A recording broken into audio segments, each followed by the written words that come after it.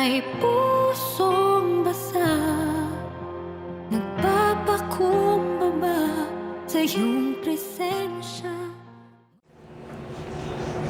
Acts, dito sa verse 15. So verse 15. Okay, Acts verse 15. Okay po, bago natin basahin ito, ikwento ko lang yung background nito. Si Pablo ang tinutukoy dito ngayon. Ano na siya, yung papunta siya sa Damasco, masama ang plano niya sa mga Kristiyano, siya'y nahulog sa kabayo. No, at nagpakita sa kanya si Jesus doon, na sa isang maliwanag na nasilaw siya, tapos nabulag siya. Ngayon, yung anointing bumalot sa kanya, bulag siya. Ngayon, kumausap ang Diyos ng isang magpe-pray sa kanya. No? Bakit? Hindi siya mawawala sa pagkabulag. Pakisabi niya sa katabi, kailangan ng Diyos na may mag-pray sa'yo. Pakisabi yan. Nasa New Testament na tayo. Ito ang dahilan kung ba't kailangan mo ng pastor eh. Kasi, oo, may calling ang Diyos. May calling ang Diyos sa kanya. May pagkatawag siya, tinawag siyang maging apostol, pero hindi ka magsisimula doon. Magsisimula ka sa isang taong magpe-pray sa'yo. Ngayon, itong magpe-pray sa'yo, usually yung pastor mo. No, kasi hindi naman nakukuha ng isang prayer lang ito eh. Maraming prayers yan. Marami. Kailangan may mag-mentor, kailangan mayroong magsubaybay, may gumabay. Andiyan ang Holy Spirit, pero kailangan mayroong paring tao na gagamitin ng Diyos para ipag-pray ka. Ngayon, nung kumausap ang Diyos sa isang tao na nagngangalang Ananias, ito na nga, no? Sabi niya, magpunta ka doon sa lugar na yan, pag-pray mo si Pablo. Ngayon, ito po yung usapan nila ng Panginoon. So, nagipag-dialogue ang Diyos sa kanila, palitan sila, no? Ngayon, dito sa verse 15, simulan po natin, sabi niya, Acts chapter 9, sabi niya, ngunit sinabi sa kanya ng Panginoon, pumaroon ka, sapagkat hinirang ko siya. See? Andun kagad eh. May calling siya. Lifetime ang calling niya. No? Hindi ito yung, kumbaga parang part-time lang, katulad na special assignment lang, katulad ng binabanggit ko sa inyo kahapon, na may mga tinawag na ito lang yan, inanointan sila sa bagay na to, yun lang, at pagka natapos na yun, wala na. No? Ngayon, maaaring sabihin natin, 6 months lang yung anointing sa kanya, parang ganun. Meron namang lifetime, at kagabi, nawa, kung naramdaman mo yung anointing, papasukin mo yan. No, papasukin mo. Kung napuspos ka, para sa iyo yun. No, yung nga lang, yung anointing po, yung kapuspusan na yon na naramdaman natin ay kailangan tanggapin mo. Kailangan tanggapin mo yung calling na yun. Nakita niyo ba, ang babata pa ng mga pastor natin ngayon. May mga tumanggap, merong hindi. Makikita mo ron, merong tumanggap, merong hindi. Kaya, nakakapanghinayang nga, no? Yung iba, tinanggap nila ang anointing na yun na, kumbaga, parang 1 year lang, minsan 2 years lang, pero hindi sila nagstay doon, kaya nawala rin yung anointing sa kanila. Yung anointing ay nawawala, pero ang pagkatawag, hindi. Kaya ito po yung tinutukoy po rito. Sabi niya, ngunit sinabi sa kanya ng Panginoon, pumaroon ka, sapagkat hinirang ko siya upang kilala ang aking pangalan sa mga hentil. Yung pagkatawag po natin ay nakadesign na ipakilala. Ang pinaka-purpose nito ay ipakilala ang pangalan ng Panginoon, yung pagkakristyano, yung kaligtasan, yung biyaya, at yung parusa, yung both na blessing and curses na nasa Panginoon, kailangan ipakilala natin sa mga tao. Ang sumampalataya, mabautismo na maliligtas, ngunit ang hindi ay parurusahan. So kailangan mong ipakilala, kaya ka tinawag, kailangan mo ipakilala sa mga hentil. Ang isang meaning ng hentil dito, yung mga malayo sa Diyos. No? Iba ang Diyos nila. Ang Diyos nila pera, iba nila ang Diyos nila career. No, na ang career ko, yan. Alam nyo ba sa amin, meron ditong sa part ng nanay ko, parang kailangan makapag-produce ka ng nurse. Yung kuya ng nanay ko, yung isang kuya ng nanay ko, yung isang kapatid ng nanay ko, kailangan mayroong nurse sa pamilya. Para bang may something na kailangan may nakapag-aral, kailangan may nakatapos ng ganito, ganyan. Pinag-uusapan nila yung isang tiyahin namin, ang ganda naman ng buhay, pero walang nurse, ganyan. Parang, ay, kami, may nurse. Kami, alam niyo, yung mga comparison tsaka sumbatan sa pamilya, ganun. Ito po no? Hindi yun ang hahanapin ng Panginoon. Ang hahanapin ng Panginoon ay yung maglilingkod ka. Na dapat sa pamilya mo, mayroong naglilingkod. Ano ibig ko sabihin? Tulad nito, as for me and my family, we will serve the Lord. Dapat may ganun, no? Dapat may pastor diyan sa pamilya mo. Yun ang isang pinakamaganda. Ngayon, tingnan mo nga si Philip, 4 na anak niyang babae pa, mga ginagamit sa prophecy, no? Tapos sabi niya gano'n, ipapakilala ang aking pangalan sa mga hintil, sa mga hari. No, hindi lang mga hintil, kundi mga hari at sa mga anak ng Israel. Ayan. No, ito yung phases na tinatawag, phase 1, phase 2, phase 3 ng ministry ni Pablo. Kaya ang buhay po natin, ang ministry natin ay nahati sa phases At kung pag-aaralan po natin yung libro ni Kenneth Hagin na yung I Believe in Vision, sabi niya ang bawat lingkod ay may 4 na phase. Phase 1, phase 2, phase 3, phase 4. Maaaring nung una, music ka. Nasa music ka, pero hindi ka forever dun. Pagkatapos ng ilang panahon na napatunayang faithful ka, may susunod na phase, tapos may susunod na phase hanggang sa yung last phase. Pagkatapos noon, tapos na ministry mo.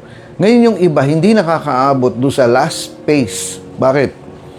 Kasi hindi faithful, no? Alam niyo, walang mali. Sabihin natin kung magkamali ka, lahat naman tayo magkakamali. Ang mahirap pag hindi mo ayusin yung mali mo.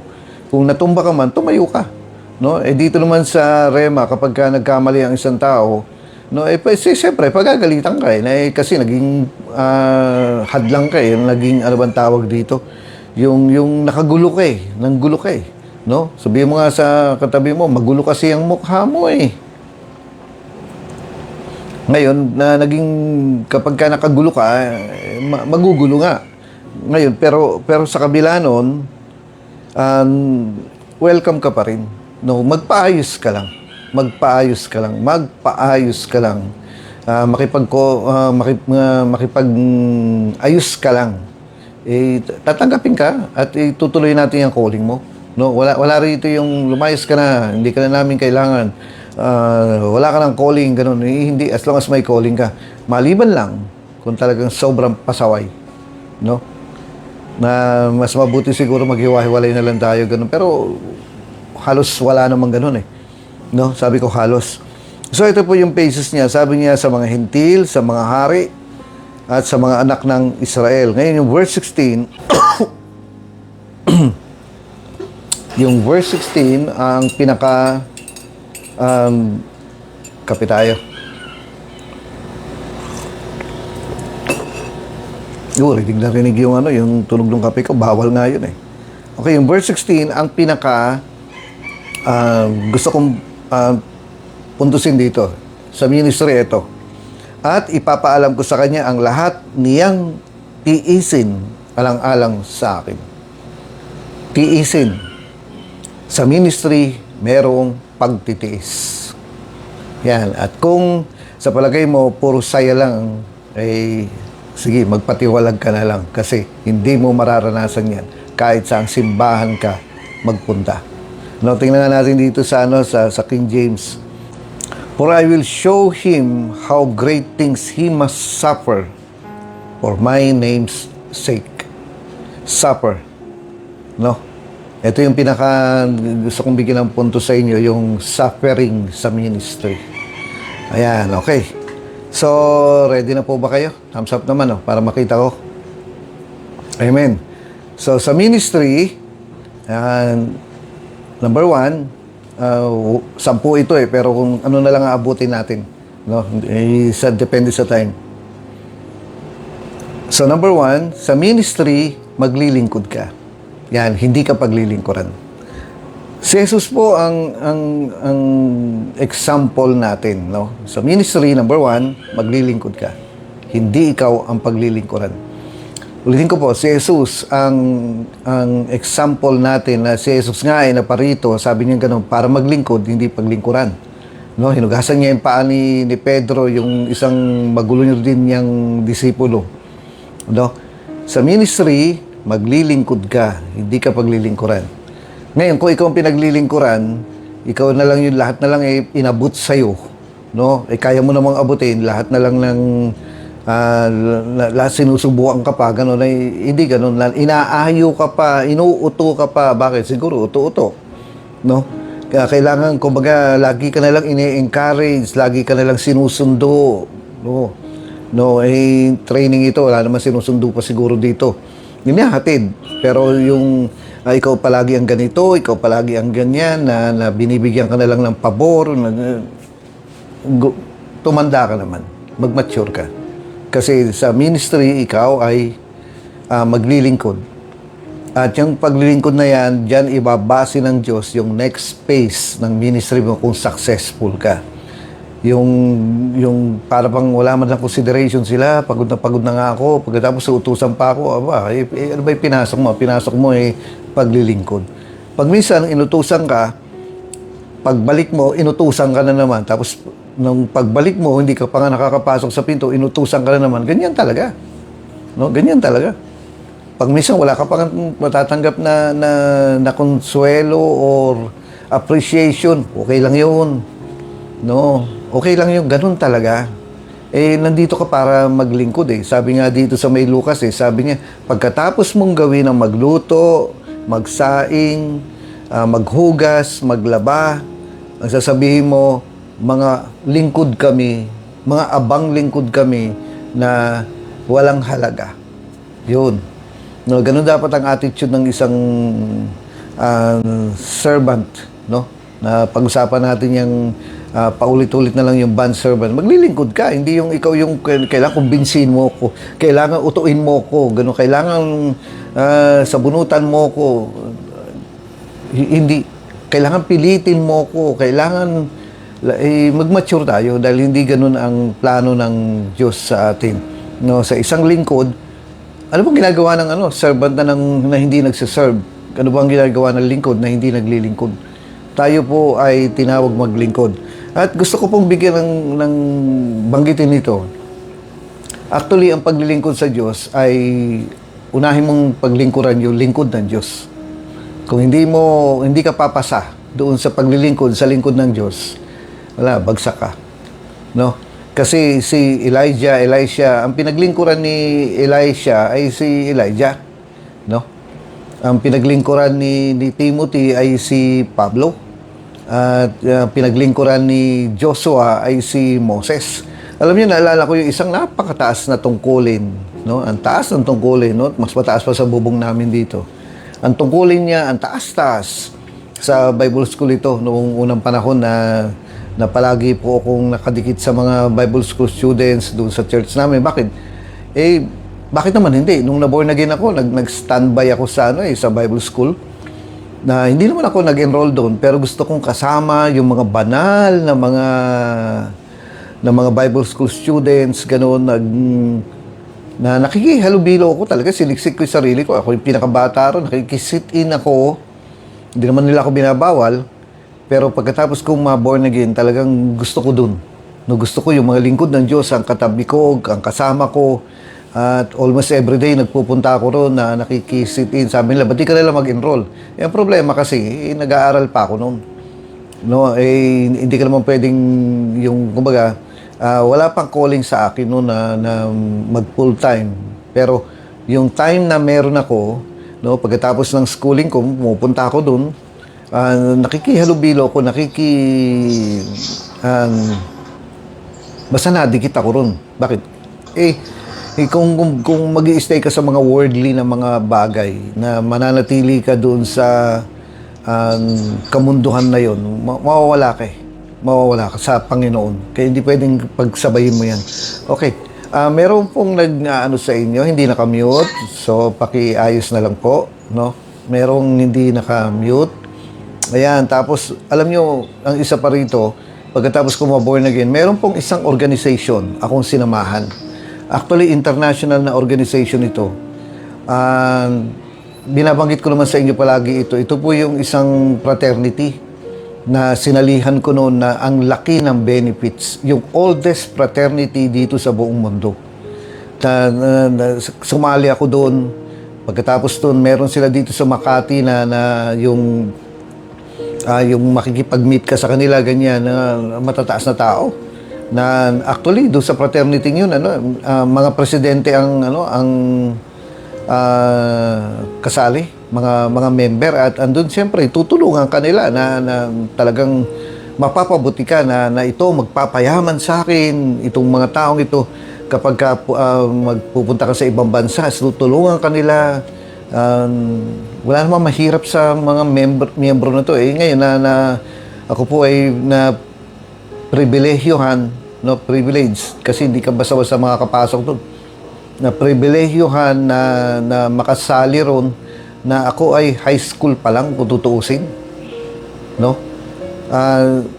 Ngayon, nung na-born again ako, sabi ko sa'yo, pribilehyo, kasi marami kang benefits na makukuha na yung nakadiscover ng sino nga ba to?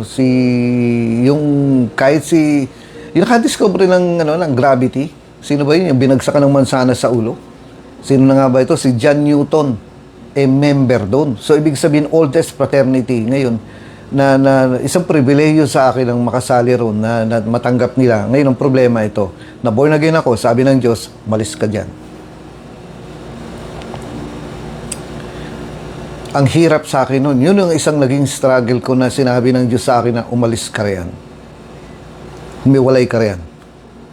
No, bakit kasi yung mga pag-asa mo na dito ka yayaman, dito gaganda ang buhay mo, dito ka makikilala, dito ka makakaalis sa kahirapan, mga ganun, dito mo makukuha ang gusto mo, dito mo makukuha ang pangarap mo, dito mo makukuha yung mga dinidesire ng puso mo.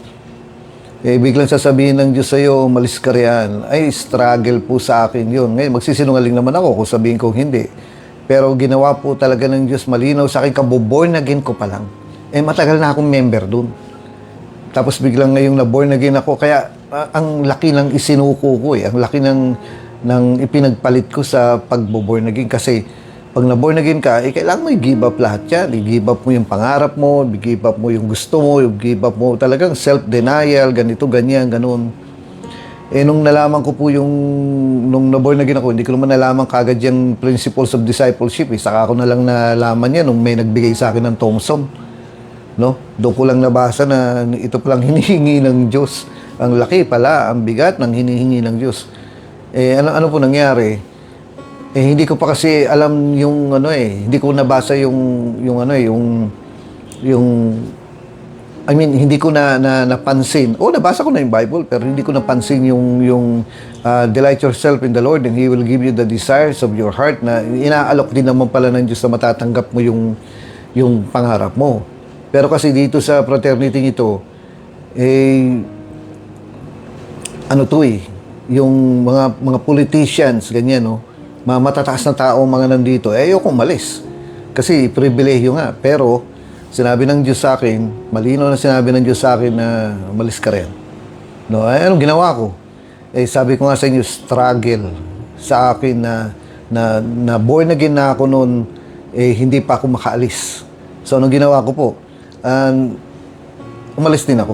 After 3 months kong ma-born again, after na 3 buwan na ma-born again ako, talagang ginugulo ka ng konsensya mo na sinasabi sa iyo ng Diyos na umalis ka riyan. Tapos wala namang paliwanag na bakit ako alis dito, ganun.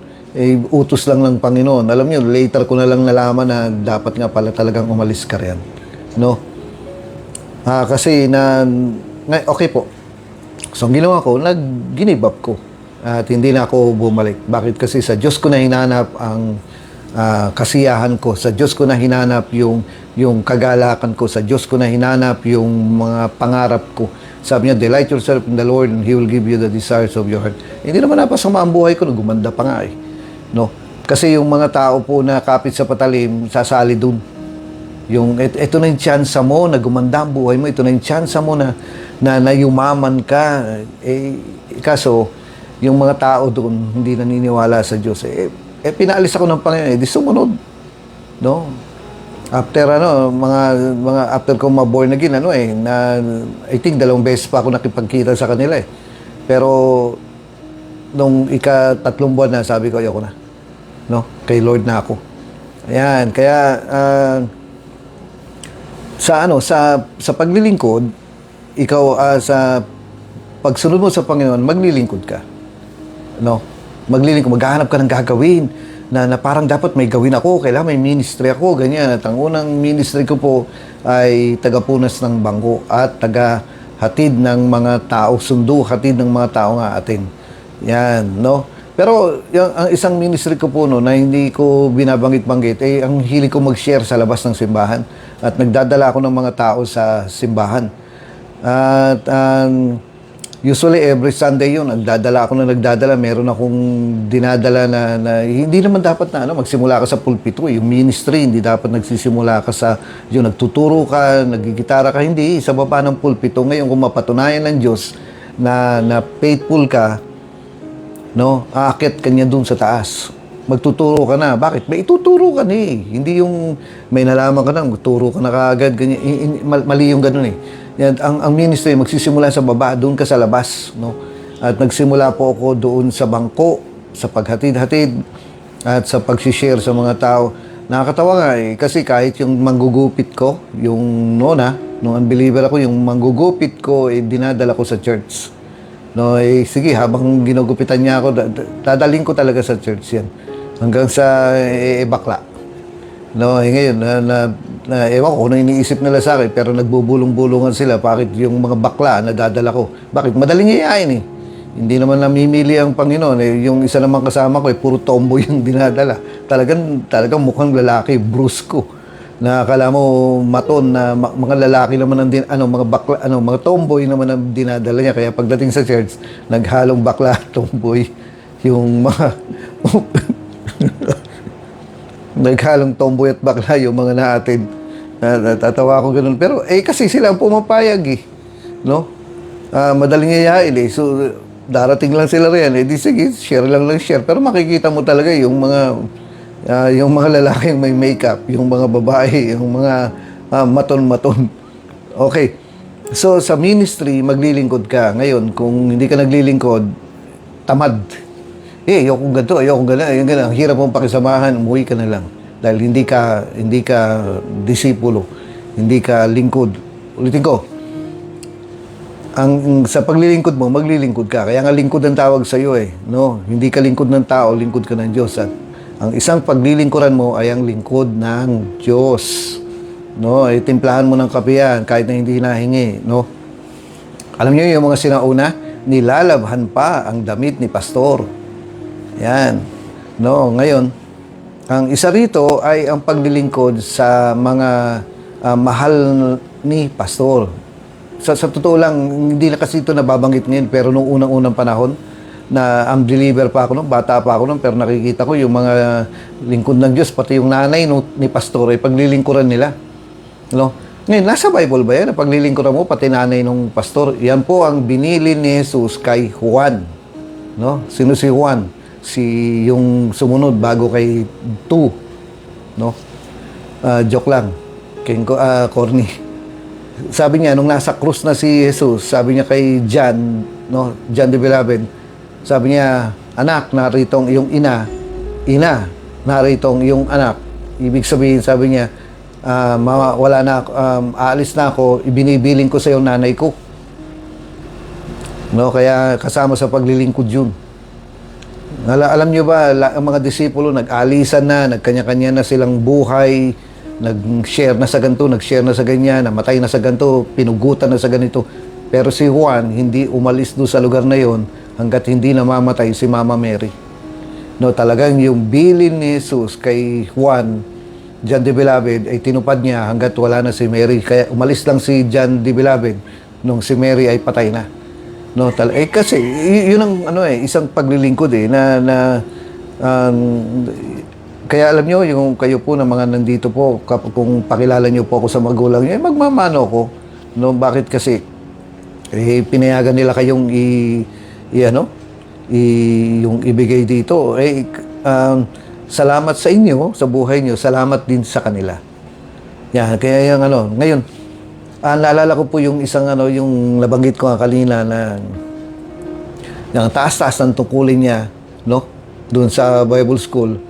Alam nyo, nagsimula pala siya na tagahugas lang, excuse me po, no?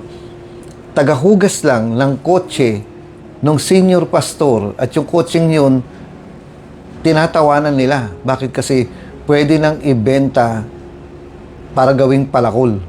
Kasi puro kalawang.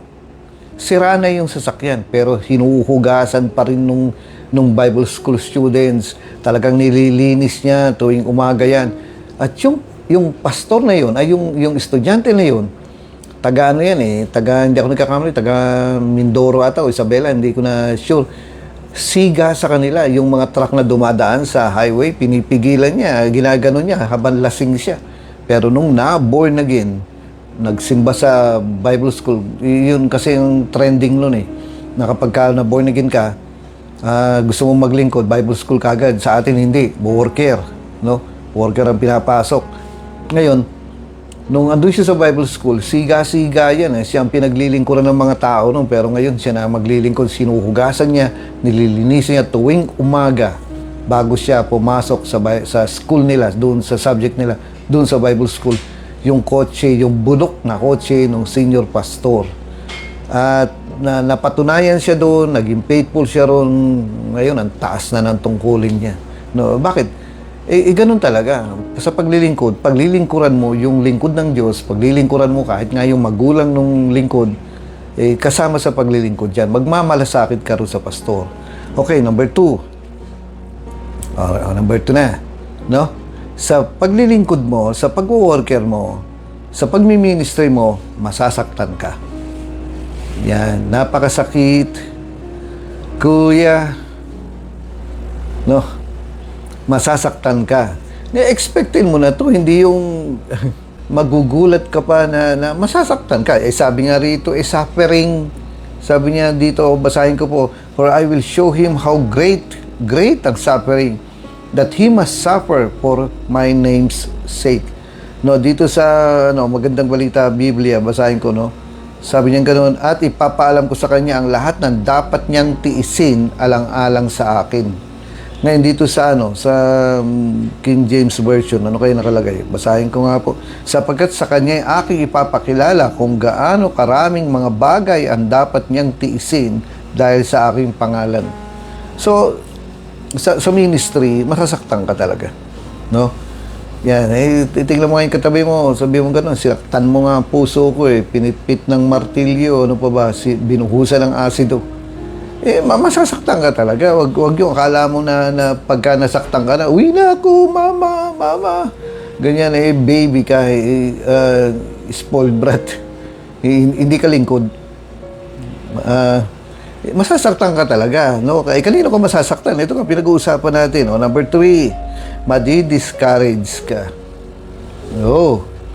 Ang gandang advertising ito, no? Yung isang advertisement na mag-worker kayo, dito masasaktan kayo. Dito madi-discourage kayo. Magpastor kayo, dito sa ministry madi-discourage kayo. Meron pa bang sasali? Wala na. Pero sa ministry, masasaktan ka. Number 3, madi-discourage ka. Ganun talaga. Huwag ka nang akala mo, parang sabi nga ni Pedro na para bang akala mo ngayon lang nangyari itong ganito, ganyan, na para ka naman bata, para kang baguhan. No. Sa paglilingkod, ang sino mang gustong sumunod kay Jesus will suffer persecution. Alam natin yan, sinabi ni Pablo yan kay Timoteo. At dito nga sabi niya, no, sa paglilingkod mo, sabi ni Lord, si Lord na nagsabi, sapagkat sa Kanya ay aking ipapakilala kung gaano karaming mga bagay. Oh, ang daming bagay, no? Ang dapat niyang tiisin alang-alang sa akin. Sa ministry, magtitiis ka, magsasuffer ka, no? Ayan, nasira na yung listahan ko. Number 4. Matitisod ka. Wow, ha? Matitisod ka. Pero alalahanin nyo, mga natitisod ay yung mga hindi nakatingin sa dinadaanan. Matitisod ka kanino? Matitisod ka, one, sa leader mo. No, alam nyo na, kagabi na nakita ko yung mga mukha ng mga nawala. Yung isang dahilan, ba't sila nawala? Actually, ang isang dahilan sa akin. No, natisod sila sa akin. Pangalawang dahilan, natisod sa iyo. Ayan. Pare-parehas lang tayo. Katitisuran ka at katitisuran ka. Bakit? Makikita nila yung leader fasting ngayon kumakain. No? Tapos meron pa yung isa na kinuwento sa akin ni Pastora King nung unang panahon. Nahirap daw sila sa pera. Walang pera. Pagkatapos yung isa raw worker niya na local doon. Na wala pang mga worker noong unang panahon. Wala pa talaga. Jury lang. Yung isang grupo lang ng simbahan kasi isa pa lang ang simbahan noon. No? Meron na rin mga 3 siguro kasama ang Valera at Isabela noong unang panahon. Ngayon sabi ko, hindi tayo dadami. Kapag tayo lang na magpo-produce tayo ng pastor, mahirap ito. Kaya alam ko, pinaisip na ng Diyos sa akin na magkaroon ng worker. Ngayon, bago ito sa kaisipan ng mga board of directors, no? Yung mga unang board of directors. Bago to sa kaisipan nila, bago to sa kaisipan ng mga elders, bago to sa kaisipan ganyan. Sabi ko, di tayo dadami ng ganito. Kaya ang ginawa ko, nag-recruit ako ng mga tao na pagkatapos nila mag-aral ay mag-worker na magbibigay ng 6 months. Hindi ko naman hinihingi yung buong buhay nila. Ang hinihingi ko lang yung kumbaga, yung 6 months lang nila. So, kinausap ko silang lahat. Yan, kasama rin sila Pastora Eli nga, Pastora yan si Leia. Ngayon, na nangyari, nagalit sa akin yung mga leaders na bakit ko kinukuha yung mga yan. Noong una, payag sila kasi maganda. Pero later on, magulo na, binugbog na ako Anong ginawa ko? Di stop. Pinapa-stop nila ako. Di leader mo, di stop. Pero, kung ito ay sa Panginoon, mangyayari ito.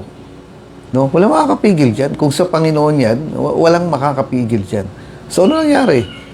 Ano ngayon ang organization natin? Puro tayo, tuloy-tuloy ang programa natin sa pag-warrior. Bakit? Sa Panginoon yun At ito nga, no? Matitisod ka. Yung isa ay natisod sa akin bilang leader at pangalawa, natisod sa'yo. No? Ganun talaga. Number 2, matitisod ka sa Diyos. No, bakit ganito? Bakit di mo binigay ito? Ganyan. Kasama mo, magtampo ka na. Tingnan niyo po yung mga tao na sabi ni Jesus, mas madali sa kamelyo ang pumasok sa butas ng karayom kaysa isang mayaman na pumunta sa langit. Nag-alisa na yung mga disipulo nila. Bakit? Kasi gusto nila maging mayaman lahat. Gusto nila puro ibang motibo nila, lalo na si Judas. Yan, no? Ang pangit kaya ng sabihin natin, yung anak mo, papangalanan mo ng Judas, no? Pero sa Bible, sikat na sikat yung pangalan na yan. Meron nga siyang disipulo, dalawa kasing pangalang Judas dun No? Pero apelido, no? Alam natin yung mga hindi nagbabayad ng utang, mga Judas not pay, mga ganun, no? Matitisod ka talaga at matitisod ka. Pero kahit nga, number 2 nga, sa Diyos, matitisod ka. Alam niyo yung mga disipulo ni Jesus, natisod sa Kanya, nag-alisan lahat, ang naiwan, yung original na 12. No? Sabi ni, hindi, naayaw ni Jesus yan. Sabi nga ni Jesus kay Pedro, ikaw, aalis ka rin ba? Tanong mo nga yung katabi mo, ikaw ba, aalis ka rin ba? Sabi ni Pedro, wala naman kami pupuntahan No? Committed na sila. Nakatawa nga yung sagot ni Pedro, wala naman kami pupuntahan basahin niyo po. No? Ano nangyari? Di tuloy-tuloy, back to 0, kumbaga parang kay Jesus, back to 12, na wala kasi yun talaga magkakatisuran talaga. No? Eh ako ba, hindi ba ako natisod? Eh nakita ko rin ang mga leaders ko, yung mga mali nila. Nakita ko po yun. Pero nagpatuloy ako. Naalala ko nga yung pastor namin ay binisita ko. Ako pa nagbisita ha. Eh pagdating doon, nakita ko po siya na nasilip ko lang no andun na ako. Na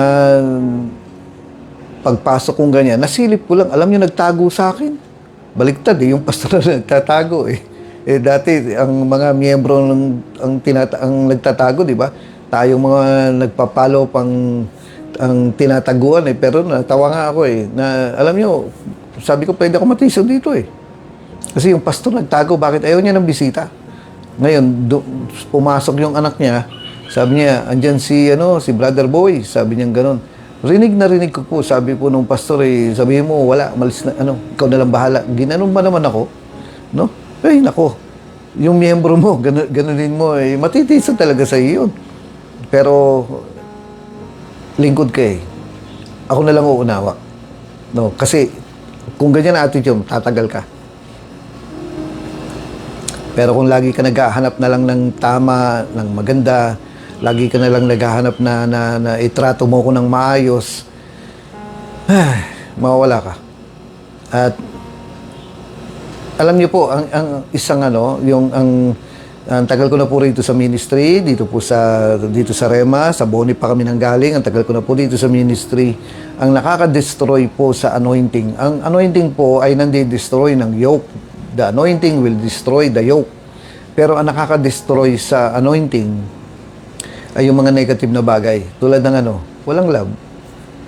Madidestroy ang anointing yan. Galing man destroy ng anointing yan. Mawawala ka sa anointing kapag pumasok ka na sa mga negative na bagay. Ang isa rito yung LCM na wala sa panahon. No, alam niyo, ang ganda-ganda na samahan namin noon. Talagang walang mali siya eh. Pero nung napasukan kami ng LCM nagkagulo-gulo na. No? Nung napasukan na ng mga stripe, kanya, nagkagulo-gulo na.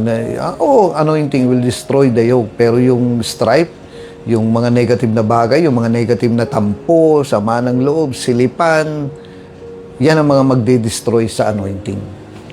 Naku, maniwala kayo, nagsasalita po ako from experience at tinuturo ko yung Bible ko. Ang makaka-destroy sa anointing ay yung mga negative na mga bagay na ginagawa ng mga Kristiyano.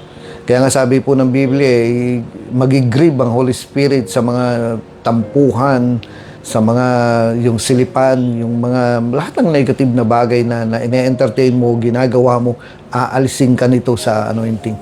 Bakit? Parang parang hawak-hawak ka ng Diyos dito.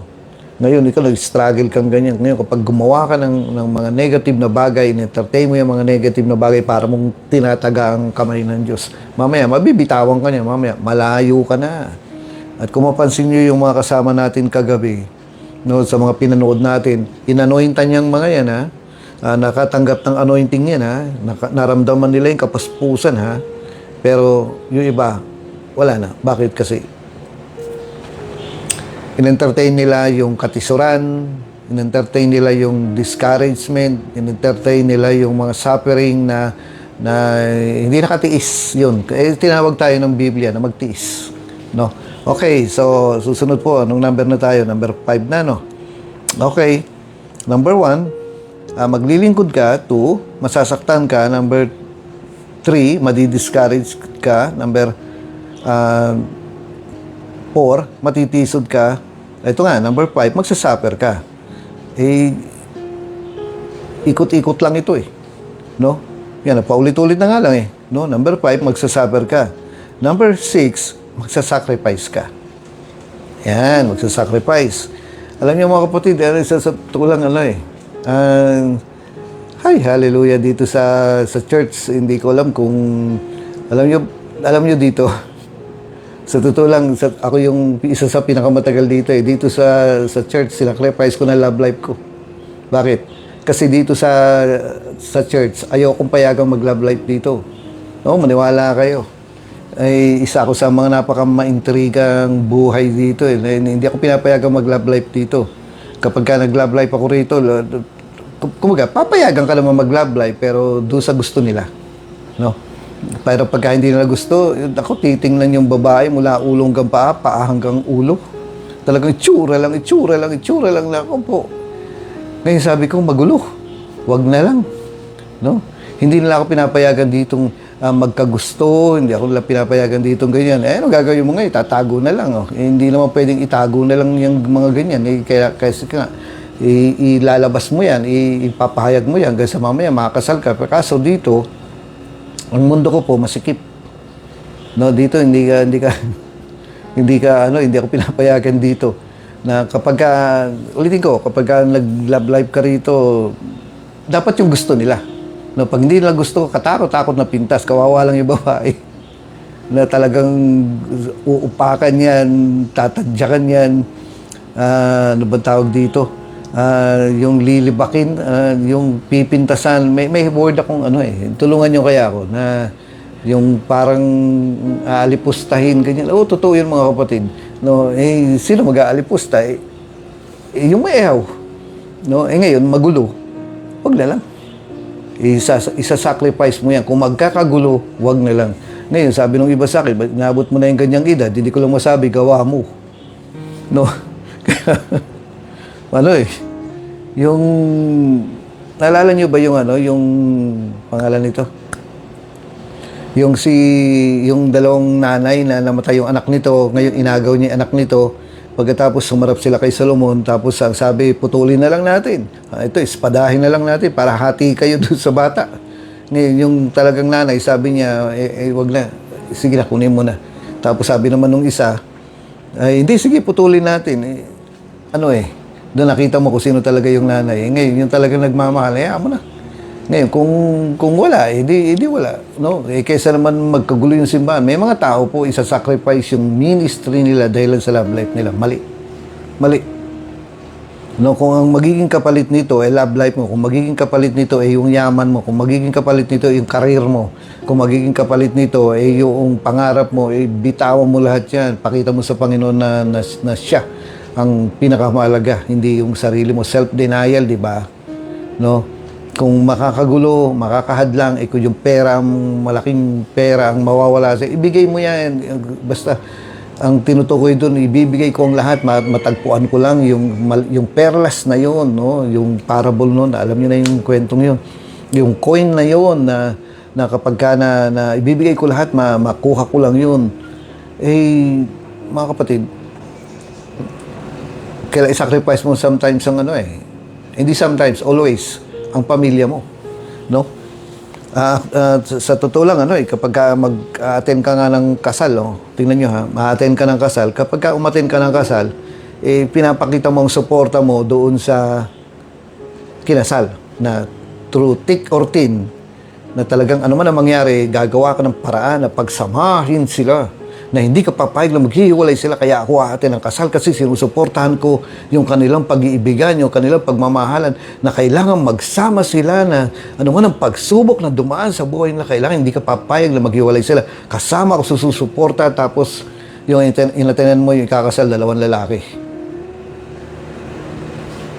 Hindi ka dapat aatin doon, Kristiyano ka na Tapos kaya dalawang babae yung ikakasal. Hindi ka dapat a-attend doon. Ngayon, magkasakitan na tayo. No, kasi, ngayon, nagsabi ng mga tayo, paano kung pamilya ko yun? Ang loyalty mo ay sa Diyos muna, bago sa pamilya. Yan po nakalagay sa Biblia. No? Ang loyalty mo, ang faithfulness mo, yung katapatan mo, loyalty mo ay sa Panginoon kaysa sa pamilya. Bakit ka attend doon? Dalawang lalaki, dalawang babae, di pinapakita mo, suporta mo ron. Ngayon, hindi, atin lang naman ako kasi para lang nakakahiya kasi ganito, ganyan. Alam mo ba na sabi ng isang taong mapagmagaling, may kumatok daw na saksi ni Jehovah sa kanila. Ang ginawa daw niya, pinapasok niya kasi seshira niya. Mga kapatid, wag tayong mas magaling pa sa Bible kasi nakalagay doon sa Biblia, kapag merong kakatok sa iyo na mag-share ng ibang gospel na hindi nakalagay sa dito tinuturo ko yung Bible ko, hindi nakalagay sa Bible, wag mong papasukin. Yan ang nakalagay po sa Biblia. Ngayon, ikaw naman na mas magaling ka pa sa Diyos. No, hindi, sige, pasok kayo, sharehan ko kayo. Walang ganun. Ang sabi nito, wag mong papasukin, sumunod ka. Huwag kang mas marunong. No? Ngayon, kasi yung nakakahiya naman ganito ganyan, nahiya ka pa doon sa tao, sa Diyos di ka nahihiya. No, ang hirap nito, alam ko, ang hirap nito. Kaya nga, yung mga makakagawa nito, eh, yung talagang disiplinado lang, yung talagang matibay lang, yung talagang matatag lang. No, eh, bakit ka atin doon sa kinasal? Dalawang lalaki, dalawang babae. Ibig sabihin, sinusuportahan mo. Eh, paano kung pamilya ko yun? Eh, ito na nga eh. Ang loyalty natin ay sa Diyos bago sa family. No? Ang hirap nito. Alam ko, ang hirap nito. Talagang mag-aaway kayo, talagang ay ngayon, sabihin natin gano'n eh, hindi ba maintindihan ng Diyos yun? Alam niyo, sabi niya gano'n, if you deny me before men, kapag ka sinuway mo yan, you are denying God's command sa'yo. I-deny mo ang Diyos sa pagsuway mo sa Kanya. Na pinapahayag mo na mas pinili mo ang batas ng tao kaysa ang batas ng Diyos. Ganon, ang hirap ng ganito. Okay. So, matitisod ka, magsasuffer ka, magsasacrifice ka. Kasama po yung sa pamilya natin dito. Nung sinare po ni Pastora Eli yung 6-figure, no? So, ibig sabihin, nasa 100,000, hindi 99,000, nasa 100,000 pataas yan. Kasi yung 99,000, 5 figures lang yun. Pero yung 6 figures, nasa 100 pataas yan. Hindi tinay mo talaga yan. Kasi ganun ka talaga. Kailangan tinitingnan pa nga ng Diyos kung sino magiging mas mahalaga eh. Ngayon, ang nagsuko ng marami ay mas maraming matatanggap. No, mas malaki ang give up mo, mas malaki anointing mo. Yun yun ang sistema ng Panginoon. Kung malaki ang sinuko mo, no, nakalagay yan eh, kung yung mas malaki ang binigay mo, mas malaki ang matatanggap mo. Eh, pati sa anointing, ganun yun. Okay, so anong number na tayo? Dahil nakamute kayong lahat, ilan nyo? Pang 5 ba? Ilan na ba? 7? Ano na ba? Okay, so 1, maglilingkod ka. 2, masasaktan ka. 3, madidiscourage ka. 4, matitisod ka. 5, magsasuffer ka. 6, magsasacrifice ka. Ito naman, mga alam na natin to eh. Binibigyan ko lang ng puntos eh. Number 7. 7 na ba? Oh, no? Mahihirapan ka. Nahihirapan ka. Pag hindi ka nahihirapan sa ministry, tamad ka. Pag hindi ka nahihirapan sa ministry, tamad ka. Ayan, no? Mahihirapan ka. Pag hindi ka nahirapan sa ministry, baka yung mga kasama mo nahirapan sa'yo. Kasi, ganito talaga. Ganito talaga. Mahihirapan ka. Eh, walang si Jesus nga ano tawag dito? Sipin mo, sabihin natin, meron siyang pinagaling na bulag. Pero in order na pagalingin niya, kailangan ilabas pa niya sa bayan. No? Isipin mo yung bulag, aakayin mo palabas ng bayan. Eh, wala naman tricycle noon. Kasi hindi siya gagaling dun sa lugar na yun. Parang may something na espiritu doon sa lugar na yun na hindi gagaling. Na kailangan ilabas pa ng bayan. Eh, ano ibig sabihin nito? Kaya nga, yung mga lugar natin, barangay natin, dapat pinagpe-pray yan eh. Kasi may mga espiritu rin na kapag hindi napalayas doon sa mga teritoryong yun, mahirap mag-share. No? Mahihirapan ka mag-share. Eh, ganun talaga. Kaya, ito, yung sinasabi rito, mahihirapan ka. Sa paglilingkod mo sa Panginoon, mahihirapan ka. Ganun talaga. Pero itong suffering na ito, itong tiisin na ito, huwag ka nang magulat. No? Mahihirapan ka sa ministry, mahihirapan ka sa budget. Oh. Yung iba, mahihirapan sa pambihira. Daming mga workers, hindi marunong kumain ng gulay pala. Matatawa ka. May mga workers na hindi kumakain ng gulay. Ako po, hindi ako kumakain ng buro. No? Palagi ko naman sinasabi sa inyo, yung iba kinakain ko. Pero hindi ako kumakain ng buro. Pero hinarapan ako ng buro. Anong gagawin mo? Bilang lingkod, kainin mo. No? Sabi ko, maasim pala ang buro. Alam niyo, dito sa bahay, kapag ang tatay ko po, napakahilig sa buro. Pagka pagka nagluto na yan, pag lumabas na yung amoy niyan, para kami binabind eh. Nahalabas kami ng bahay. Sabi ko gano'n, ano ba to? Bakit gustong-gusto ng tatay ko? Talaga nakakapagpalayas ng mga masamang espiritu yan eh. Na Pero nung hinailan kami ng buro, ganun ako po, sabi ko, kung ano ba naman, kung ano pinakaayaw ko, sa Bulacan yan. Sa San Miguel, Bulacan, hinailan kami kasi parang piyesta ron. Anong gagawin mo? Edi kainin mo. Hirap na hirap akong kainin yun. Pero ang asim. Ganyan. Pero kinain ko. Ganun talaga. Mga part ng sacrifice yan eh. Na hindi mo pwedeng ipakita na ang arte-arte mo. No, na ikaw pa yung inaasikaso o gano'n na mapipintasan lang ang gawain, mapipintasan lang ang Panginoon dahil lang doon sa ugaling gano'n. Kaya kainin mo, yan ang nakalagay. Yung iba nga eh, buhay na iguana, buhay na bayawak, no? Yung gagawin pa nila, yung buntis na bayawak. Ito po yung kinukwento ng mga ng mga missionaries. Yung buntis na bayawak, kukunin nila, hawakan nila, talagang inaalagaan nila, tapos lalaslasin yung tiyan, buhay yan, para lumabas yung itlog, no? Yung hindi pa nanganganak yung bayawak, pero may mga itlog na yan, kukunin nila, tapos pakakain sa'yo na hilaw. Yun mismo, hindi na hinugasan yan, kainin mo. Kasi pag hindi mo kinain yan, hindi nila tatanggapin yung message mo. Sa atin naman, nangyayari pa rin yan, na kailangan dumaan ka pa dun sa init, tulad nung summer, hirap na hirap po ang mga taong mag-share. Bakit? Sobrang init, no? Na-adjust na lang nila yung time nila, pero ganun talaga. Mga kapatid, sa kabila nito, ito yung suffering eh. Na kapag naglingkod ka, pero alam niyo sa kabila nitong suffering na to, masaya ka eh. No? May saya. Kung talagang naglilingkod ka. Kasi kung hindi ka naglilingkod, kung wala ka sa paglilingkod, pipilitan ka lang, sumasama ka lang sa parang barkadahan, ganyan, wala kang joy.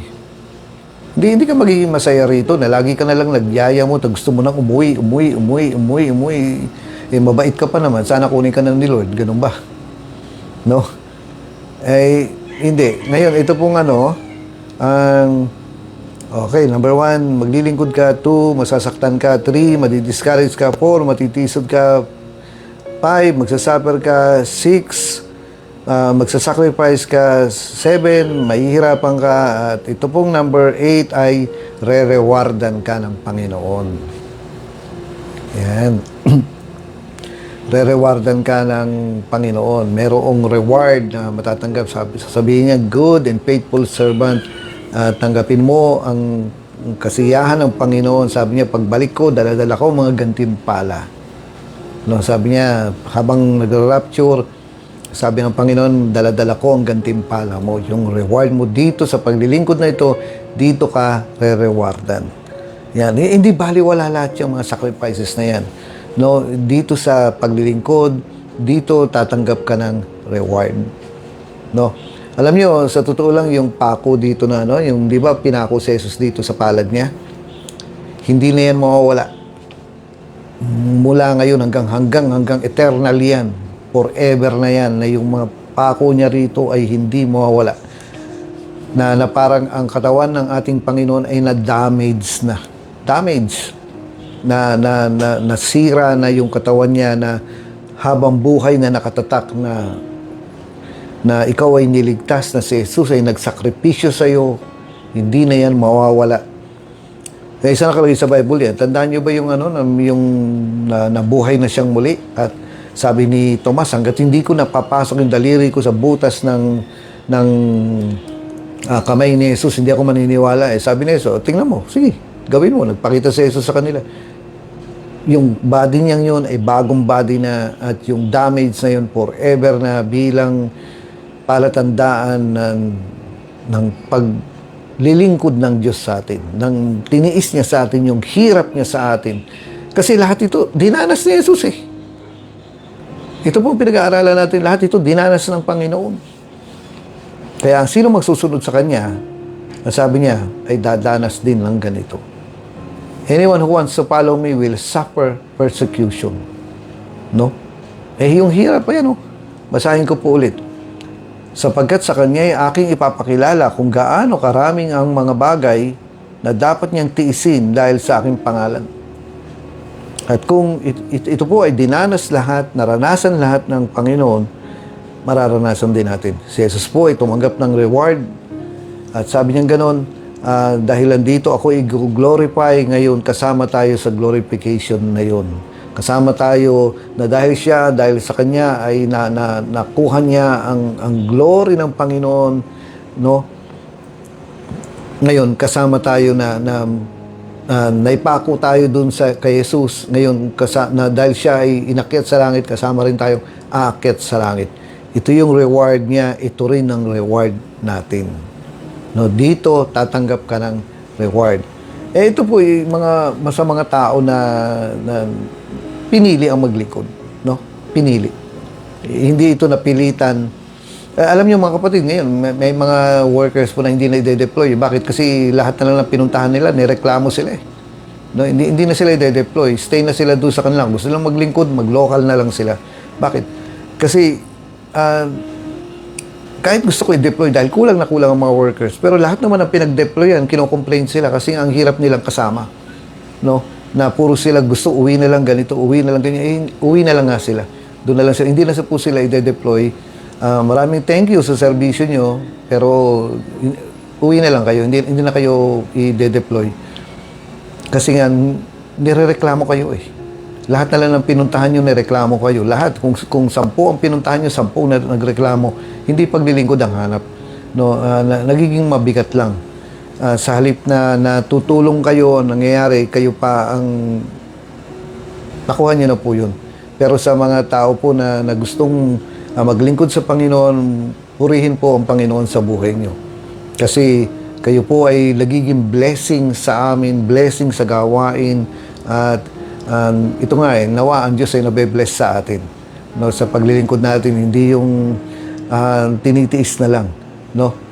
Ay, okay po, i-summarize ko tong bagay na to, magbe-break muna tayo. Sabi niya, sa paglilingkod mo, re-rewardan ka. Kaya, yan po, no? Ito yung ina-expect natin. Ngayon, may mga tingi-tinging reward rin na matatanggap mo. Pero yung reward na, yung pinaka-ultimate, yung pinaka-hinihintay nating reward ay naghihintay sa atin sa langit. Kaya nga, kung hindi makalangit ang isip mo at hindi mo iniisip yung, di bali, pagdating ng araw, matatanggap ko yung masarap, yung matamis na salita ng Panginoon na, "Welcome, thou good and faithful servant." Kung hindi ka ganon, hindi mo ma-appreciate to. No? Hindi ko naman sinasabi na dito puro hirap ka kasi tinawag tayong mabuhay sa kasaganahan, tinawag tayong mabuhay sa kagalingan. Dito yan sa lupa. Pero may kalakip na mga persecutions, may kalakip na hirap. At kung matitiis mo to, re-rewardan ka dito pa lang sa lupa at sa langit. No? Kaya okay po. So, magbe-break po tayo tapos babalik tayo ulit kasi tutuloy po natin ito.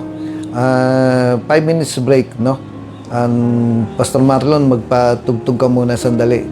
Tapos kung gusto magkape, kasi may kape ako rito, no, malamig na. Yan pwede lang kayong magkape habang nagsasalita ako. Pwede nga kayong magpa-pizza, no? Padala nyo kami. Tapos ayan, no?